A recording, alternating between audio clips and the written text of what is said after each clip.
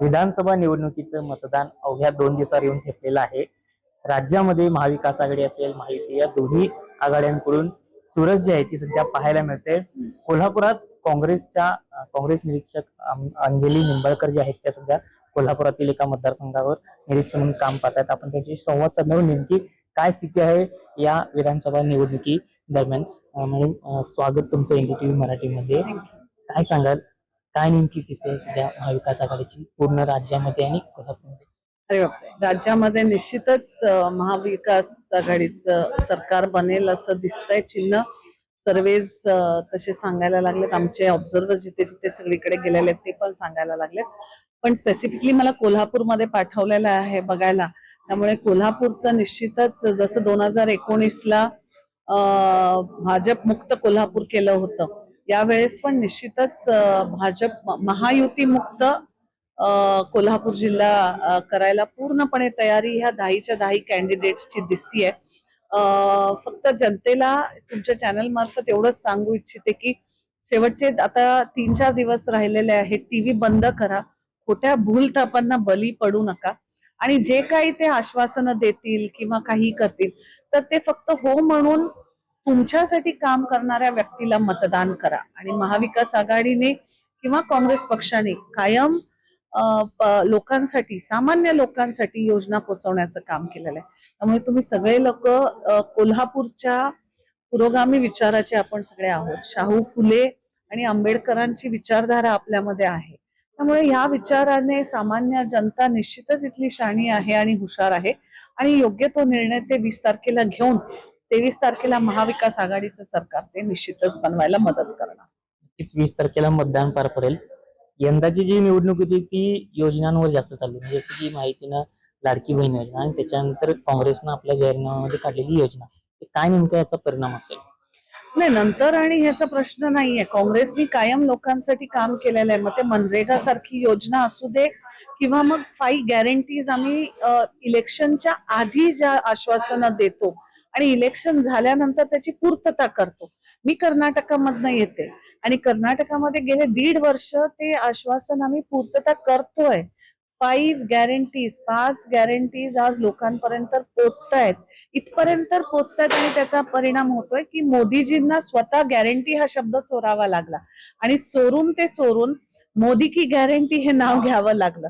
त्यांच्या गॅरंटीज आजपर्यंत पोहोचल्या नाहीत कुठे सुद्धा. आणि जेव्हा 2024च्या लोकसभा इलेक्शनला लोकांनी त्यांना त्यांची जागा दाखवली तेव्हा ह्यांना ही लाडकी बहीण आठवली आपली, जी कित्येक 2-2.5 वर्ष ती बहीण कुठे होती आणि दोडकी का होती हे कोणालाही सांगता येत नाहीये त्यांच्या नेत्यांना.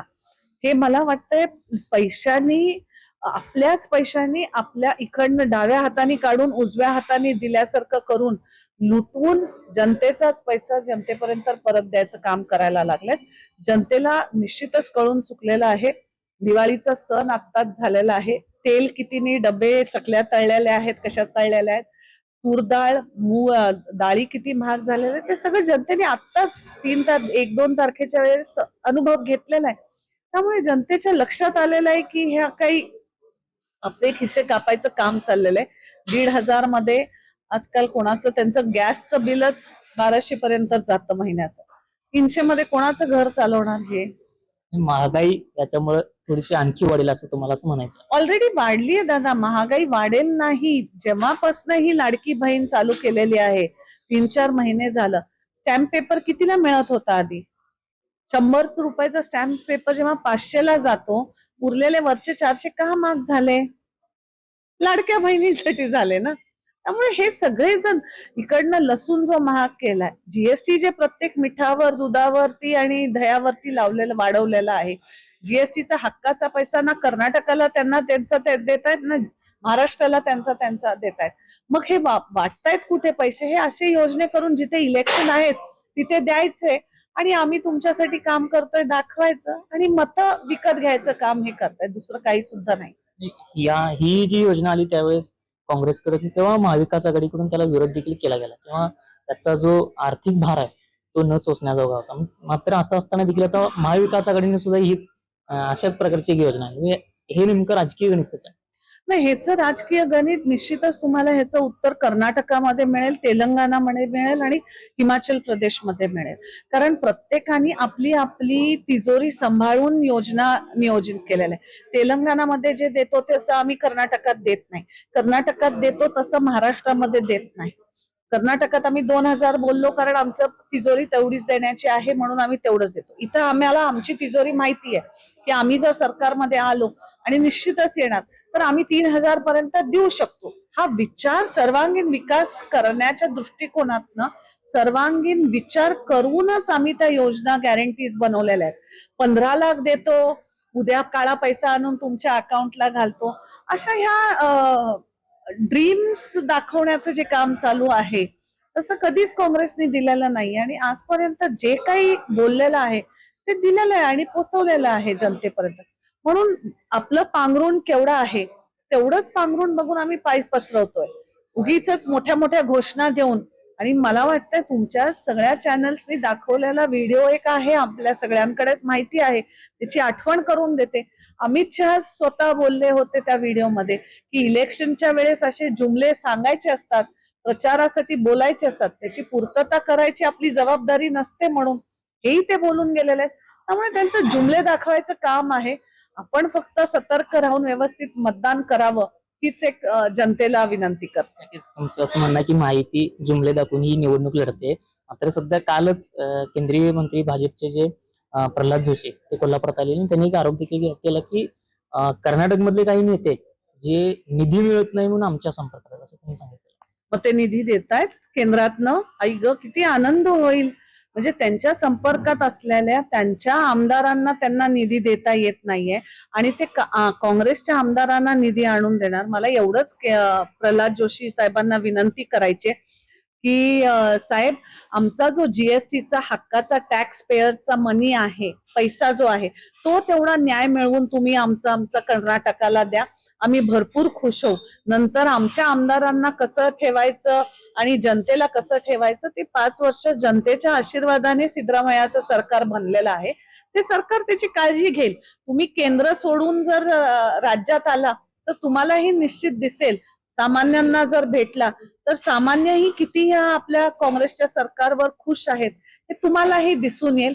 त्यामुळे जोशी साहेबांना निश्चितच विनंती करेन की जरासं आपल्या जनसंपर्कामध्ये राहिला तर तुम्हाला गॅरंटीजचा काय प्रभाव होतोय ते दिसून येईल. या लाडकी बहीण योजनेवरून अनेक स्टेटमेंट देखील पाहायला मिळाले. कोल्हापुरातल्या खासदार धनंजय महाडिक यांनी सुद्धा काही दिवसांपूर्वी एक स्टेटमेंट केलेलं होतं. त्याच्यानंतर काही अनेक स्टेटमेंट जे आहेत त्यानंतर पाहायला मिळाले. मी जे स्टेटमेंट होतं की काँग्रेसच्या सभेमध्ये जर का लाडकी बहीण योजनेची महिला जर का दिसली पैसे म्हणजे तिचे फोटो काढा वगैरे, तुमचे यावर कसं काय नेमकी प्रतिक्रिया? तर मी परवा पण ह्याच्यावर प्रतिक्रिया दिली होती की धनंजय महाडिक भाऊंनी असं बोलावं हे अतिशय कोल्हापूरच्या संस्कृतीला न शोभणारं स्टेटमेंट आहे ते. आणि त्याचा निषेधच निश्चितच नोंदवला होता मी आणि त्याचा निषेधही करते. आणि एवढंच सांगते माझ्या भावाला, वहिनी आमच्या आहेत, खूप सुंदरही दिसतात, खूप चांगली काळजी घेतात आमच्या दादांची. वहिनींचा फोटो खिशात घेऊन फिरावा आपण. दुसऱ्या बायका कोण कुठे जाता आहेत त्यांचे फोटो काढायला जरा ते आपल्या संस्कृतीला न शोभणार आहे. आणि एवढंच जर फोटो कोणाचे पाहिजे असतील तर मी आहे, 8 दिवस झालं इथे आहे, माझे फोटो काढून घ्या. प्रणिती ताई आहेत, वर्षा गायकवाड आहे, यशोमती ठाकूर आहे, आम्ही सगळ्या जणी आहोत. आमच्या सगळ्यांचे फोटो पहिले काढून घ्या आणि लावा. आणि मग कुठली कुठली काँग्रेस कार्यकर्ते किंवा त्यांचे जे माणसं आहेत, योजना घेणारे असू दे किंवा मला एक असा माणूस कर्नाटकात दाखवा त्यांच्या पक्षाचा, बीजेपीचा, जो म्हणतोय की आम्हाला 2,000 रुपये अकाउंटला नको. एक बीजेपीचा कार्यकर्ता मला आणून दाखवा. आम्ही इथनं मी परत कोल्हापुरात पाऊल ठेवणार नाही. त्यांचीच कार्यकर्ते, त्यांचीच लीडर, त्यांच्याच बायका पहिल्या लाईन मध्ये असतात की आम्हाला योजनेचा फॉर्म भरायचा आहे म्हणून. मग तेव्हा कुठे जातो आम्ही? तर त्यांचे फोटो काढून घेत नाही, आम्ही तर त्यांना धुतकारत पण नाही. लांब कशाला? खानापूरला बीजेपीचा आमदार आहे सध्या, पण माझ्या खानापूरला मी अभिमानाने सांगते की 0 लाईट देते मी. काँग्रेसचं सरकार देतं. प्रत्येक जवळजवळ 99% बायकांना 2,000 रुपये मिळतात अकाउंटला. आणि हे मी अभिमानाने सांगते का, कारण जनतेपर्यंत पोचवायचं आमचं कार्यकर्त्यांचं काम आहे. तुम्ही जिंकून येता किंवा हरता, इलेक्शन हे नंतरचा भाग आहे. प्रत्येक काँग्रेस नेत्याला आज जे मोदींनी चालवलेलं आहे की फक्त अदानी आणि अंबानींना द्यायचं, जो माझा नेता राहुल गांधी पार्लमेंटमध्ये लीडर ऑफ ऑपोजिशन म्हणून बोलतो किंवा बाहेर सुद्धा प्रत्येक सभेमध्ये बोलतो, ते कुठेतरी थांबवायला पाहिजे. त्यामुळे आम्ही माझी असलो आजी असलो तरी प्रत्येक जण आज कर्नाटकमध्ये सरकारच्या योजना सामान्य जनतेपर्यंत, गोरगरिबांपर्यंत पोहोचवण्याचं काम करते निश्चित. तर त्यांनी पूर्वीच योजनेच्या आता निवडणुकीपूर्वीच पैसे दिले, तर तुम्ही तर निवडणुकीनंतर देणार, तुम्हाला याचा कसा विश्वास आहे की जनता तुम्हालाच मतदान करेल?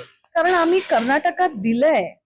आम्ही निवडणुकीच्या आधीपासून प्रचार करत होतो की आम्ही 5 गॅरंटी देणार आणि जनतेने विश्वास टाकून कर्नाटकाच्या इतिहासामध्ये 136 आमदार 224 पैकी निवडून आणलेले आहेत. आणि त्याच्यानंतर त्याची वचन पूर्तता झालेली लोक बघायला लागलेत. तेलंगणामध्ये पण तसंच बघायला लागले. त्यामुळे इथली जनता तर तिथल्यापेक्षा जास्त राजकीय दृष्टीने खूप सुज्ञ आहेत आणि ते निश्चितच विश्वास ठेवून आपल्याला मिळणार. ह्या विश्वासाने मतदान आज चिन्ह न बघता, काँग्रेसचा जरी नसला तिथे उमेदवार, तुतारीचा असला किंवा मशालीचा असला तरी महाविकास आघाडीला निश्चितच जनता मतदान भरघोस करणार ही आहे आशा मला. हेच आता 20 तारखेला मतदान आहे, प्रचाराचा शेवट आला. महायुतीकडनं मोठमोठे नेते जे आहेत ते महाराष्ट्रात आणण्याचा प्रयत्न सुरू आहे. मात्र केंद्रीय मंत्री अमित शहा जे आहेत ते त्यांची सुद्धा सभा होती, मात्र त्यांची सुद्धा सभा रद्द झाली. पंतप्रधान नरेंद्र मोदी सुद्धा या सभांना उपस्थित राहतील का नाही याची शंका आहे. काय नेमकं याच्या पाठीमागे कारण असू शकतं, काय राजकीय गणित असू शकतं? नाही, खरं कसं आहे ना, बहुतेक मैदान त्यांनी दुरून बघितलं आणि सगळीकडे महाविकास आघाडीच सगळ्या सीटा निवडून येतील असं वातावरण दिसतंय.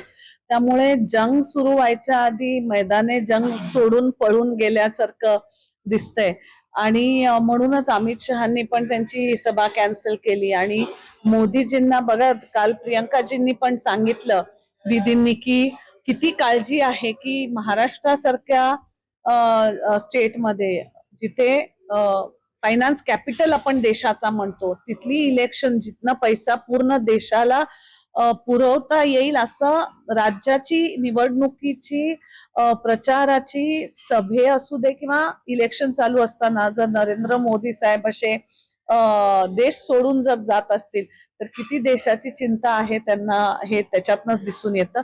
म्हणून आम्ही म्हटल्यासारखं माझा नेता फक्त इलेक्शन पुरतच नाही, 12 महिने 24 तास लोकांसाठी काम करतोय. आणि आम्ही इलेक्शन तर आहेच आणि इतर वेळेस पण सर्वजण मैदानावर घट्ट असे पकडून आमचा जो संविधानाचा प्रचार आहे किंवा संविधानाबद्दल आम्हाला जे वाटतं, शाहू फुलेंचे विचार जे आहेत ते आम्ही लोकांपर्यंत विचार पोचवून परत एकदा त्यांचे खरोखरचे विकासाचे दिवस आणायचा प्रयत्न करतो. निवडणुकीचा आपला शेवट आहे, अगदी 2 दिवसानंतर मतदान आहे. काय विश्वास वाटतोय, तुम्ही स्वतः निरीक्षक आहात, काँग्रेस निरीक्षक, कसं वाटतंय वातावरण? पूर्ण राज्यात किती महाविकास आघाडीच्या जागा येतील आणि कोल्हापुरात कशी परिस्थिती असेल? नाही, कोल्हापुरात तर निश्चितच 10 पैकी 10 येणार, ह्याच्यात शंकाच नाही. आणि तुम्ही बघताय विदर्भामध्ये पण अतिशय चांगला रिस्पॉन्स सगळ्या लोकांचा वातावरण येत आहे. मुंबईत पण उद्धव ठाकरे साहेब आणि पुणे आणि सातारा तिकडे पण शरद पवारजींचं पण एकदम म्हणजे पूर्ण जीव तोडून सगळ्यांचं लोकांपर्यंत पोहोचवण्याचं काम चाललेलं आहे. आणि निश्चित मला वाटतंय सरकार बनवणार 23 तारखेला. नक्कीच, धन्यवाद. महाविकास आघाडी सरकार बनवणार. माहितीच्या नेत्यांना समजले की महाविकास आघाडी या महाराष्ट्रामध्ये प्रबळ आहे आणि तुल्यबळ आहे, म्हणूनच माहितीचा पराभव आम्ही करणार असं अंजली निंबाळकर यांनी प्रतिक्रिया दिली आहे. विशाल पुजारी, NDTV मराठी, कोल्हापूर.